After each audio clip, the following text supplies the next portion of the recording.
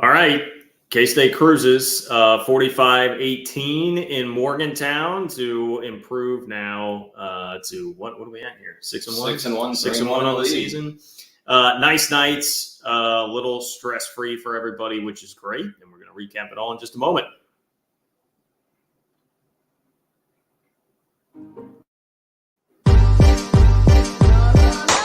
Thanks for listening to KC Sports Network, proudly presented by Emprise Bank. If you're thinking about starting a business or know someone who is, check out Emprise Bank's SBA loans. It's always good to know your options, and they can be your partner in possible. All right, K-State, a 45-18 winner in Morgantown. This one turned out to be pretty fun, maybe a moderately stressful and frustrating first half, I guess, and into the first half that was a bit frustrating. But by the end, everybody is toasting their Ben Holiday bottled in bond bourbon or their 360 vodka. We had a heated vodka discussion in the Patreon Discord earlier this week. So shout out to our Discord community. If you want to be a part of it, patreon.com/3ma is how you can join and get on in there. If you are a vodka fan, we apparently need some more vodka fans. There was some pushback on that. But if you're going to drink it, make sure you drink 360 vodka or Ben Holiday bottled in bond bourbon from our friends at Holiday Distillery.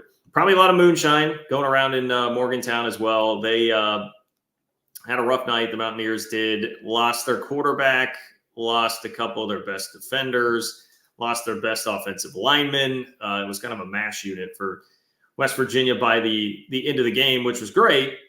Obviously, K-State took full advantage of that, and this one was never really close in the second half. So, I don't know. I mean, overall impressions here just felt like the defense definitely did enough. Certainly took advantage when Nico Marcial was in there, the backup quarterback for West Virginia. And the offense, with no DJ Giddens, completely forced to have to air it out basically the entire game, did a tremendous job of that. Probably Avery Johnson's best game spinning it of his career, not just statistically, but also just what the throws looked like. And I know like West Virginia fans were immediately responding on Twitter like, hey, don't get too excited. Our secondary is awful. They've got grades in the 40s and 50s on Pro Football Focus, which is fine.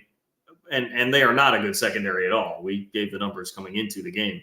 But there were some tight windows that Avery was throwing into and just some nice deep balls that were right on the money, including one that was dropped by Jace Brown. So I think you feel really good about what the offense did. Proved that they could do it a different way other than just riding the legs of Avery Johnson and DJ Giddens. I think that's the important thing, John, is they didn't have their fastball tonight with the running game. K-State's been so reliant with the rushing attack. And yeah, I think there was at one point, K-State had 15 carries for 24 yards. And I looked at you and Casey, we were watching the game with, and I said, if I would have told you this going into the game, we would have thought K-State would be in a world of hurt at this point in the game. And at that time, they were up, I think, 31-10 in the game. Avery Johnson just looked so incredibly poised. I mean, all the questions about him as a passer, he was a pocket quarterback tonight. This was Avery Johnson not on the run, not on the move. This was him going through his reads, his progressions, sitting in the pocket. It was clear that K-State did not want to run him after getting dinged up, last week at Colorado. He doesn't have a single rushing attempt in this game,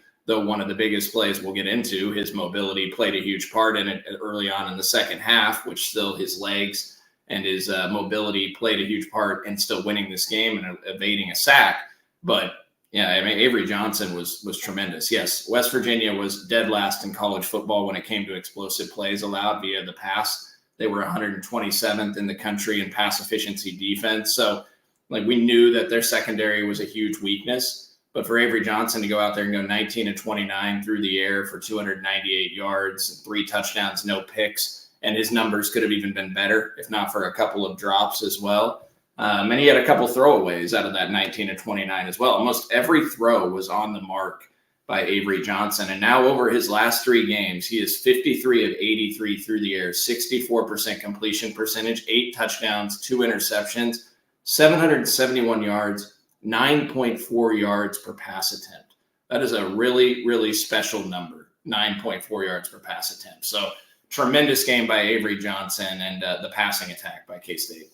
And they had to have that from Avery because his legs seemingly are not really available right now. It seems like a hip issue from the game in Boulder last week.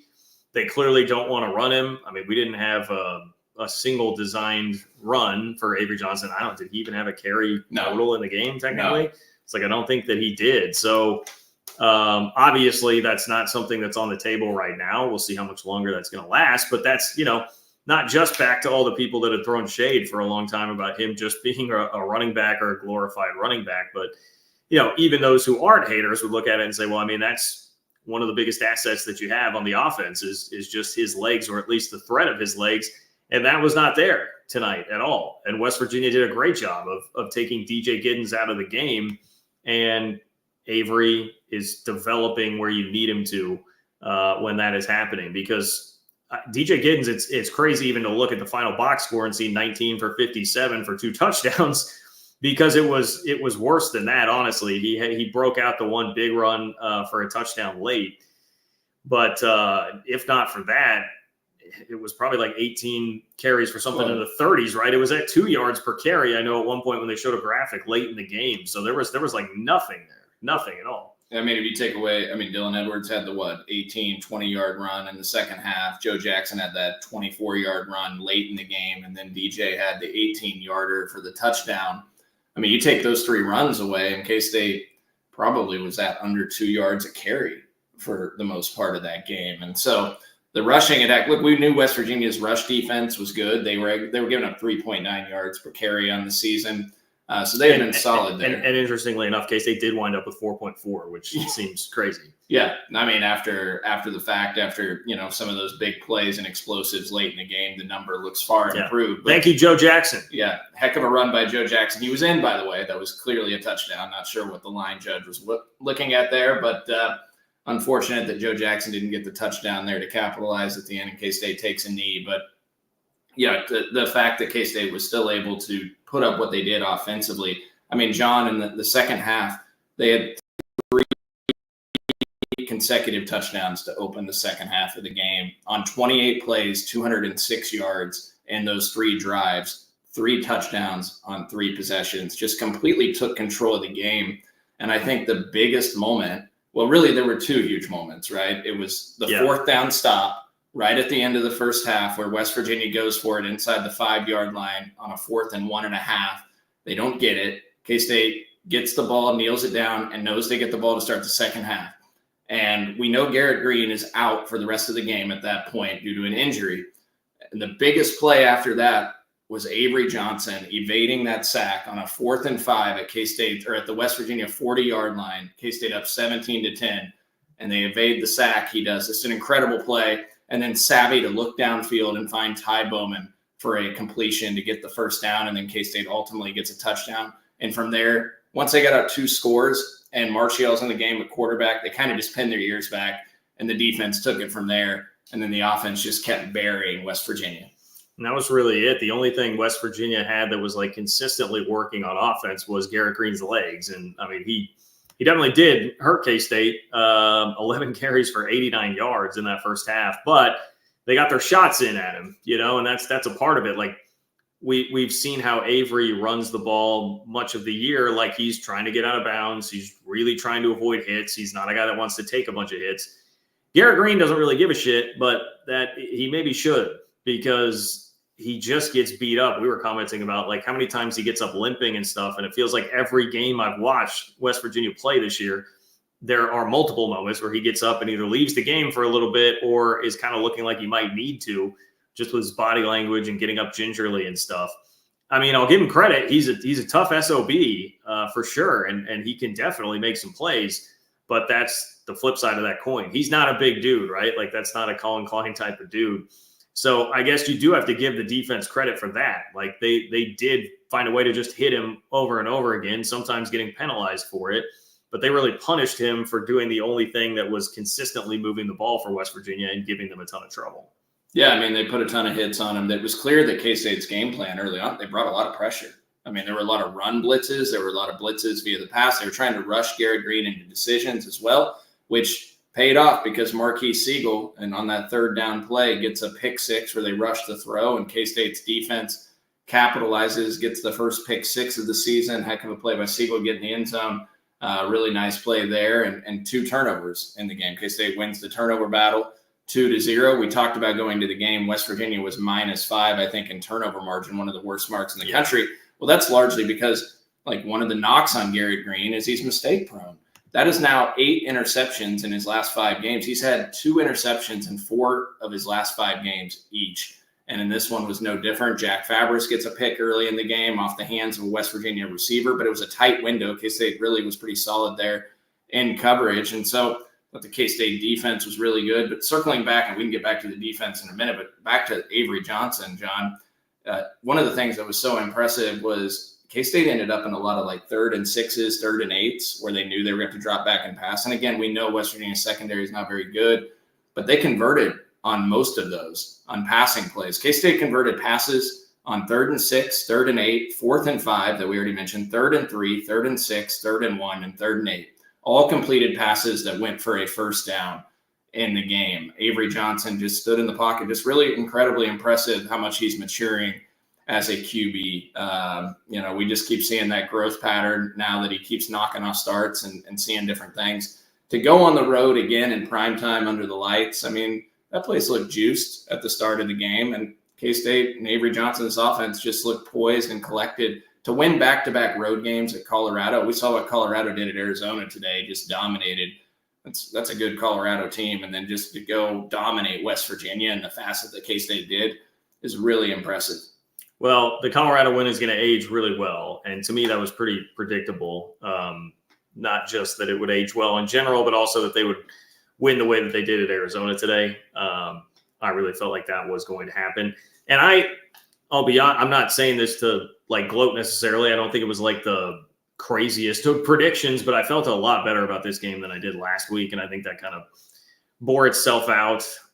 If Garrett Green plays the entire game, it probably is a relatively competitive game, and it's not the snooze fest that it turned into in the second half. But again, that's a part of how he plays. And also, Garrett Green still just makes mistakes. I know some people seem to be a little scarred by the conversation around Jake Retzloff when you went into the BYU game, and that was the same thought with him. He'll definitely turn it over. Just make him keep putting it up in the air. He will turn it over. It was the same thing with Garrett Green, but you actually got it. I mean, some real head-scratching moments and head-scratching plays, capped off, obviously, highlighted by Marquise Siegel's pick 6 there. And you definitely got some of that. You definitely got some of that. And I don't know. We can go back to those 2 plays, which were clearly the 2 biggest in the game, and say those were massive. But I also don't know, especially the way it played out with Nico Marchiol coming into the game. I don't know that it really mattered all that much anyway in the end. I mean, K-State's offense was going to be able to do whatever it wanted just about through the air and continue to put pressure on them. Yeah, I don't know. I mean, look, if West Virginia does tie it up that half, if they go into that game at halftime, then West Virginia can probably stick to the script and their game plan more of just running the football. Once the K-State got up by multiple scores on them, they had to abandon the rushing attack a little bit, though the rushing attack's not nearly the same without Garrett Green in the game. And then Jaheim White gets hurt. Jaheim White, a guy last year that ran for over 800 yards and 7.7 yards per carry, averaging 5.9 yards per rush this year, a really talented back. He gets hurt. He's not good to go the second half. They lose their starting left tackle. I'm blanking on the name, Wyatt Millam. Wyatt Millam, really good player, probably their best offensive lineman. He goes down. TJ Jackson on the defensive side, their best defensive lineman. He gets dinged up multiple times. He was playing banged up in this game. He goes out multiple times in the game, though I'm not sure it really mattered. I mean, K-State was going to dominate there from then on. And, I mean, the defense, and again, it was helped by Marchiol coming into the game and West Virginia losing some guys. But West Virginia ran 75 plays for 295 yards in the game. It's only 3.9 yards per play. It's a really, really special number from the K-State defense and what they did in this one. And one of the biggest things, West Virginia goes 6 of 23 on 3rd and 4th downs combined. They go 1 of 6 on 4th downs. So there was a stretch in the game. To start the game, West Virginia was 1 and 5 on 3rd downs. And then you check again the box score, they're 5 of 9. They went 4 of 4 on 2 drives to get 3rd downs. They finished the game 6 of 23 on 3rd down. Or I'm sorry, they finished the game 5 of 17 on 3rd downs. They were 5 of 9 at halftime, John. So they go 0 of 8 in the second half on 3rd down conversions. K-State's defense did a really nice job getting off the field. So really nice. Look, I mean, we got to remember, we read the advanced numbers on the pregame show. the West Virginia offense was regarded by the advanced analytics and Kelly Ford and the SP Plus and Brian Fremo's rankings to be the second best in the Big 12. They were top 25 in all the advanced analytics and categories. And K-State's defense really bottled them up. Again, injuries played a part, but a solid effort by the defense. Solid. It was not perfect. I mean, the first half, the tackling, I do not think was very good at all. I thought they had some bad moments. It was disappointing half from Desmond Purnell, who seemed to be in position and has at times been spectacular this year. I don't think that it was his best night. So there are definitely things to still work on, and West Virginia did just generally become pretty impotent because of the way the injuries started to pile up for them in that game. So I think we have to be careful making too big of sweeping conclusions for the offense or the defense on this game based on what West Virginia kind of currently is in their current state, because some of the narrative on them going into the game was the teams they've lost to are combined 18-0, and now if you throw K-State in there, it's 24-1. But they're just not good. I know they've lost to a lot of good teams, but they're just not very good. So I still would like to see a more crisp defensive effort. I think you'll probably even need that next week. I mean, I would expect, we'll talk more about Kansas later on, but I would expect that you're probably going to get pushed a little bit more by Kansas next week than you were here. Yeah, I mean, it's going to be a hard game next week. KU's got a lot to play for. They're going to have this game circled. Now they've circled a lot of years, and K-State's won 15 in a row. But, yeah, we can get into that in a little bit. I think it will be a little bit of a battle, especially KU coming off the bye week. Looked good against obviously a bad Houston team today, but their confidence will be higher now coming off of a win. And so that'll be a test. And, yeah, I mean, we don't want to probably take too much away from this game, but bottom line is you still had to go. You think about the road trips this team has had to take between going to BYU and then having one game at home and then the bye and then going on the road back-to-back to Boulder and then West Virginia. I mean, to come out of that two-game swing unscathed and go 2-0 there, I think that's obviously significant. And K-State ultimately now sitting at 6-1 is right where we would have taken.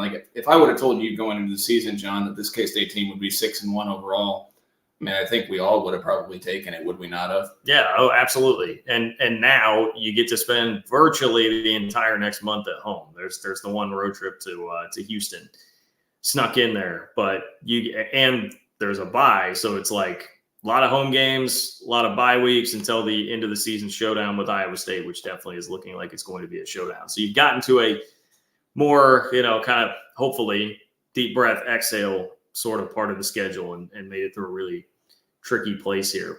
I guess the one question I would ask too, still from this game on the offensive side, is DJ Giddens in the ground game being shut down the way it was. I mean, do you have any lingering concerns about how that will continue to manifest itself the rest of the year? Is it West Virginia clearly loaded up to stop that blip on the radar screen? What's your concern level about the running game?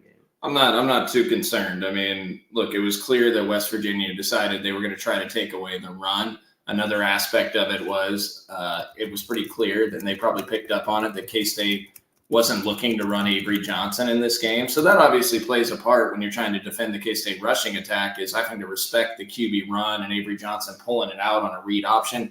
It was clear that they didn't want to do that tonight, and so they avoided hits for the most part on him. West Virginia is solid against the run. I'm not too concerned. And in fact, the more that K-State shows with the passing game is only going to soften up some holes and open up some things for the run. The more that they can do and evolve and develop this passing attack, which they've been doing over the last few weeks, the more that opposing defenses are going to have to respect that. And to me, it just shows that they can capitalize and take advantage when teams try to take away the run. And so ultimately, I think they'll be fine. They're playing with a different offensive line rotation tonight. Carver Willis was out for this game, did not make the trip due to injury. We do not expect it to be a long-term thing, so hopefully he'll be back for the KU game next week. But Andrew Langang stepped in, played right tackle. Thought he did a really nice, solid job there. And John Pastore came in some as well, rotated. Andrew Langang slid down into the guard spot.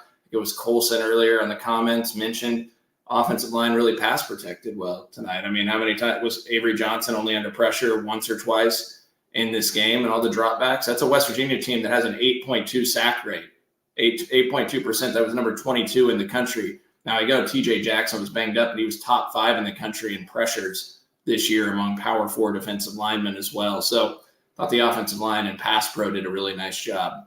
Hadley Panzer did get injured in the second half. I guess we'll have to monitor that and hope that's not going to be another injury there. But like Cole said, it doesn't seem like Carver Willis is going to be a long-term deal. And even, I mean, the one time I remember him really being under pressure was the 4th and 5 play that he made, which was just a dazzling one. And that was an incredible jump that the West Virginia pass rusher got on the snap, like just perfectly timed it, got an extra like half step. So it's tough to blame. Was that Lane Gang? Yeah. It's tough to blame him too much for that one, just because there was just sometimes you tip your cap. The other guys are on scholarship too. They made a hell of a play there, and they definitely did. Well, for all of you who are here looking at us and making fun of the fact that we are sitting very close together, I'm sure you can tell that I'm wearing a Home Field Apparel hoodie if you're looking at us that closely. So you can get it at homefieldapparel.com right now if you want to, or 50 plus other K-State designs. Homefieldapparel.com. Use promo code 3MA24 for 15% off your first order. If you want to be like our guy DY and grab some gear for other teams, you can definitely do that too. They've got 100 plus other teams there at the site. Tons and tons and tons of gear. Every Saturday, I see photos of like celebrities or former players on sidelines of games on Saturday that are being retweeted by Home Field Apparel because they are wearing Home Field Apparel. So it's a pretty ringing endorsement. Promo code 3MA24 for 15% off your first order at homefieldapparel.com. And we are back in just a moment. Looking for tickets for your next event? Tickets for Less is your #1 source. Save big on every purchase when you use promo code KCSN at ticketsforless.com. You know when you discover a new binge-worthy show or a song that you play on repeat and you just have to share it with your friends so they can experience just how awesome it is too? Well, that's how we felt when we discovered that Mint Mobile offers premium wireless for just $15 a month when you purchase a 3-month plan. It's such an awesome deal, there's no way we could keep it to ourselves. Friends don't let friends overpay for wireless. Say bye-bye to your overpriced wireless plan and switch to Mint Mobile. All plans come with high-speed data and unlimited talk and text, delivered on the nation's largest 5G network. You can use your own phone with any Mint Mobile plan and keep your own phone number and bring along all your friends. Ditch overpriced wireless with Mint Mobile's deal and get 3 months of premium wireless service for just $15 a month. To get this new customer offer and your new 3-month premium wireless plan for just $15 a month, go to mintmobile.com/3ma. That's mintmobile.com/3ma. Cut your wireless bill to just $15 a month at mintmobile.com/3ma. $45 upfront payment required, equivalent to $15 per month. New customers on first 3-month plan only. Speed slower above 40 gigabytes on unlimited plan. Additional taxes, fees, and restrictions apply. See Mint Mobile for details.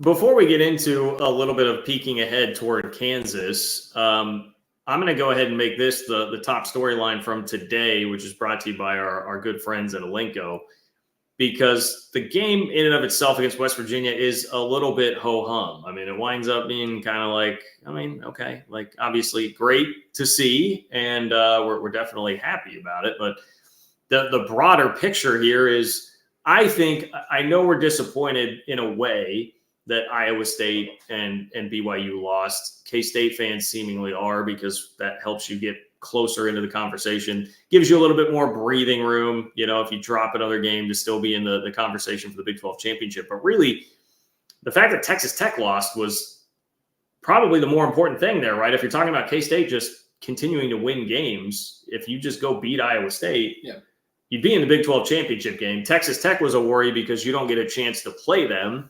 And they not only lost, but gave up 59 points to Baylor. So, I was not a believer in Tech actually running the table at all. And I think today definitely proved why.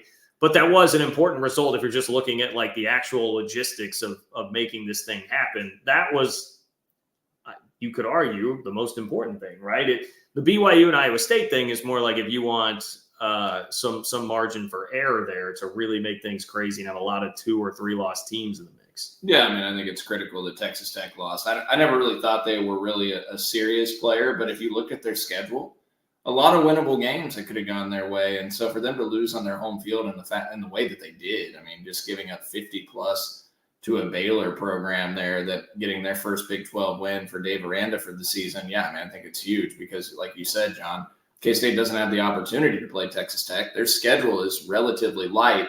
Now, them losing the way that they did today, it's hard for me not to see Texas Tech probably losing at least a couple more. At this point, I think they have at least one tough one. They play Iowa State and Ames, right? Couple of weeks from now, yeah, they're in Ames. Which, I mean, I'll be rooting for Texas Tech in that one myself. But, yeah, I think it's critical that Tech lost that game because their schedule's lighter and K-State wins out. Yeah, like you said, they'd be in the Big 12 championship. K-State controls its own destiny here to make it to Arlington at this point. And the schedule does lighten up a little bit. Now, KU is going to be a hard game. It's a rivalry game. Houston, though, on the road, very winnable game. And then a couple games against an improved Cincinnati and Arizona State team, but games that you should win and probably going to be favored by, close to 10 in each of those games as well. So a real opportunity here now to get to 10-1 before you go to Ames and what would be just a monster showdown.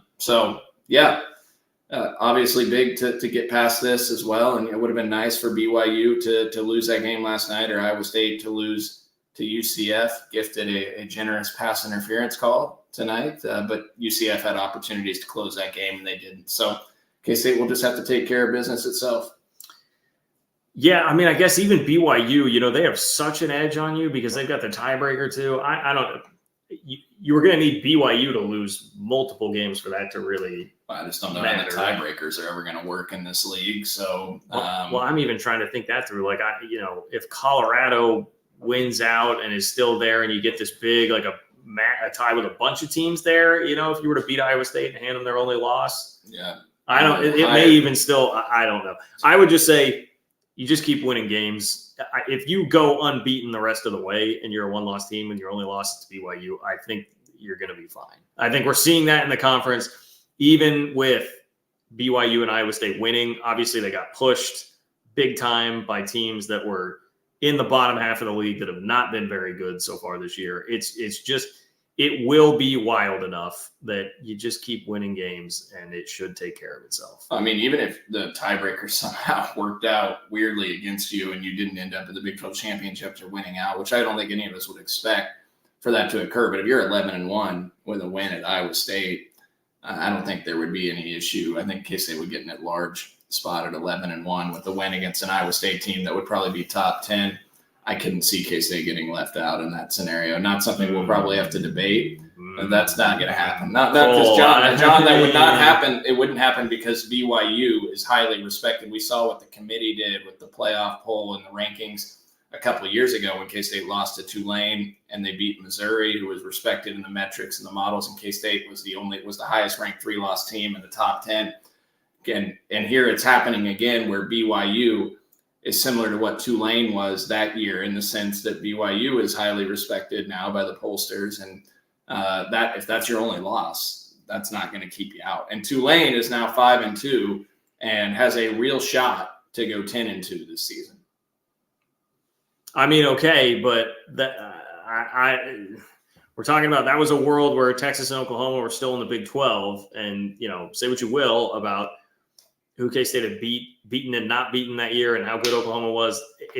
The perception has changed. It's more negative. There's a more negative slant toward the Big 12 right now. I'd be sweating that out big time. I think it's an upset if the Big 12 gets 2 in. So I would not feel great about that at all. I think you need to get into the Big 12. To me, it's a little naive. I would just say that's a little naive. I don't think it'd be an issue at all, but I mean, it's not going to happen. I mean, K-State wins out. I'm quite certain the tiebreakers would work in their favor, that they would end up in Arlington. Well, I still think, and by the way, thanks to our good friends at Alenco, go to alencohome.com for all your home improvement needs. That's ALENCO home.com, ALENCO home.com. Whatever your home improvement needs are, if you need new siding on your home, new shower systems, like all that stuff, they can help you out, whether you are in Northeast Kansas, if you're in Kansas City, locally based company that will get you taken care of. So make sure you go to alencohome.com, ALENCO home.com, to get that going. How dare Calm come in and say that Deuce Vaughn scores on that long reception? Cole made a comment, Calm, when that DJ Giddens' long reception happened, and he said, well, all these people were just talking about how he can't, he's not as good a receiver out of the backfield. Take that. And now you're coming back and using it against him. Yeah, I did make that comment when DJ did that nice little angle route there on a 3rd and 6 conversion. And he gets tracked down right at the goal line. But 53-yard catch followed by a 34-yard catch the week before. Look, I think that's something to call out is the explosive plays in the passing game by this K-State offense over the last 3 weeks. Against Oklahoma State, you had the 55-yard touchdown pass to Jace. You had a 35-yard pass to Keegan Johnson in that game. Against Colorado, you have the 50-yard eventual game winner against them with Jace Brown for a touchdown. You have a 34-yard pass to DJ Giddens in that game, another 30-yard plus pass to Jace Brown in that game. And then tonight, you have a 60-yard pass to Jaden Jackson for a touchdown. You have a 53-yard pass to DJ Giddens. And so, like we talked about, this offense needing to be more explosive as the season went on, and they are getting a lot of explosives, not only in the running game over the last few weeks, but also in the passing game. And I think that's a significant thing. Also worth calling out that K-State's tight ends have been pretty darn special this year for this football team. Will Ancio, Connor Riley called out in his press conference on Thursday as maybe the most improved player on the offense, talented redshirt freshman tight end out of the Wichita area. Will Ancio as a blocker has been phenomenal, especially for a guy that came in a little light as a true freshman last year. He's very advanced as a blocking tight end, and we know he's a talented pass catcher. Tonight, Will Ancio, 2 catches, 19 yards, a touchdown. Garrett Oakley, 2 for 20 and a touchdown. A really special touchdown catch. I mean, really nice hands there, strong hands by Garrett Oakley on that nifty play that they ran there to get him, where if that ball is just a split second later, could be picked off, but instead it's a touchdown. And just really terrific hands by Oakley to pull that one in. K-State's got, arguably, when they get Braden Lofton back, John, 4 tight ends that are more than serviceable. It's become a real position of strength. Which is interesting. I mean, nobody is anywhere close to Ben Sinnott level, but just the group collectively as a whole has picked up a lot of that production, which is incredibly nice to see. I mean, I think, like you'd still rather have Ben Sinnott, but those guys are certainly lessening the impacts of him not being there. So, shout out to tight end U. Shout out to tight end U. I don't know if we're special teams U anymore, so they can be tight end U. I don't know. You guys know me. I get grumpy and just grumpy, I guess is probably the right word. About special teams week in, week out. Tonight was no change on that one. Okay, so next week, Kansas coming in. They now will have a bit of confidence after blowing out Houston today. Certainly more confidence than they've had probably at any point in the season. I guess maybe leaving the Lindenwood game. First half of UNLV when things seem to be going well. Not been a good year for them, but that is I will tell you, K-State's going to have to play well next week to win the game. I mean, Kansas has enough talent there. They are now pretty well rested. They had a bye week. They probably, I wasn't watching at the end of the game, probably got to rest starters at least a bit toward the end of that game against Houston today, and they'll be putting it all out there because now the season more or less hinges on this for Kansas, right? I mean, I'm sure there's some level of, hey, we want to play in a bowl game. But when the season starts out as like playoff or bust, Big 12 championship or bust, and now you're here, best thing that you can get out of this season is to screw up your rivals' playoff and Big 12 championship chances and snap the streak that's been going for 15 years. So you need to be on alert. I'll be interested to see what that line is going to be, but I think you need to be on alert. Well, the line was already out going into today. K-State was favored by 10.5 against KU. So now that could dip maybe just a little bit based off how KU played today. K-State, though, obviously tremendously impressive. So I would guess it probably closes around between 8.5, 9.5 overall. Opening the season, it was around 6.5 when they had the look-ahead lines in the betting market. And so, I mean, I maintain it's going to be a hard game, especially early. Like, if you let KU hang around, we all have to remember that KU has been in every game this year. They've choked away games at the end. So they have been competitive. And the one thing that can really save Lance Leipold's face this season is to knock off K-State and to beat their rival. And K-State probably going to be in the top 15 in the polls. And so it helps that it's at home.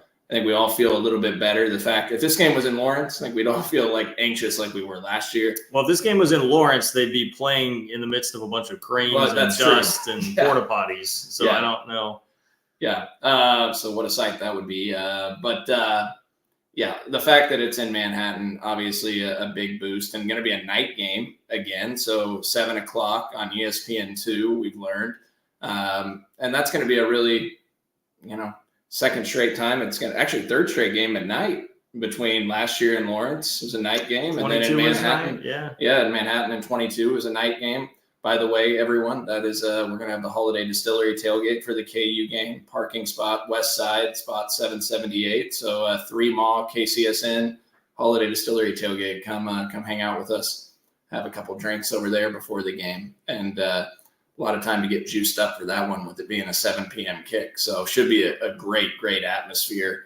But KU will be ready to play, and they've got talent on the offensive end, especially at the skill positions between Devin Neal and Skinner, Arnold, Graham at wide receivers. So we'll have to be ready, and don't be surprised to throw the kitchen sink at K-State. A few trick plays. We know K-State's been susceptible to that. Jeff Grimes was actually notorious for running some trick plays when he was at BYU, and we'd seen it as much at KU. But just have to be ready. Ultimately, I think K-State will be fine.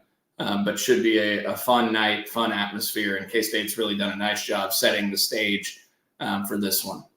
I mean, if I were Kansas, I would run 7 trick plays in the game. It does seem to always work, and it's kind of the exact spot where you would need to do that. Hell, I can remember Charlie Weiss doing that once upon a time to, I think, the 2012 team and jumping up on him in the first quarter anyway. Colson, is Avery going to be healthy enough to run the ball next week? I don't really know. I would imagine that's something that's probably going to continue to linger at least a little bit. And he has not been all that willing to. I mean, I think that's been a frustration for us at times this year. Like, hey, take off and run, do it a little bit more, call it a little bit more. They're just not doing a ton of that. And hopefully they will continue to not have to do as much of that because, the drop back passing game is getting so much better. But I don't know if you have any different thoughts. I would not imagine that it's going to look a ton different next week, but who knows? Maybe a little bit. I mean, it helps that he didn't really take any shots tonight, did he? I mean, they chased after. There was the one time and he shook the guy off, and then there was another where he was rolling out to his right that I don't think the guy even got him to the ground. I mean, I'm not sure that they got Avery Johnson to the ground in this game. If they did, it might have happened once. So that certainly helps. Like, you minimize hits. I think that is that will help. But yeah, I mean, it might be a situation where they need to get him to the bye week, that second bye week, and be able to get a little bit more rest. And hopefully if you can get past this one, you go to Houston and maybe you can still minimize the rushing there and then get to the bye week. And then you got Cincinnati and Arizona State the following 2. So yeah, I don't know how much he'll be able to run the ball or not, but I would trust that K-State's offensive line will be able to run the football and help run block there and give K-State a boost. I think they'll be fine. I do think it will be a much better day for DJ Giddens next week. I would certainly anticipate that. But anyway, any other final thoughts here before we go? No, I mean, I'd give a shout out to Damian Ilalio tonight. I thought he was really good, especially helping bottle up the run game. One thing I didn't mention, Uso Samolo, I thought was really good too as well. K-State's defensive line really solid.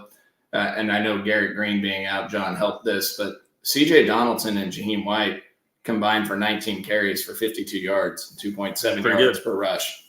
And those are, maybe one of the better running back tandems, duos in the Big 12 conference. So K-State bottled them up. Garrett Green was effective, but he's one of the best rushing quarterbacks. He's been at 260 yards his last 3 games on 37 carries, 7 yards a rush. He has 89 for 11 in the first half alone. But, outside of that, they didn't let the running backs of West Virginia hurt K-State. So shout out to K-State's defensive line and Damian Ilalio, who I thought was really solid. And they continue to perform pretty darn well. Austin Romaine as well.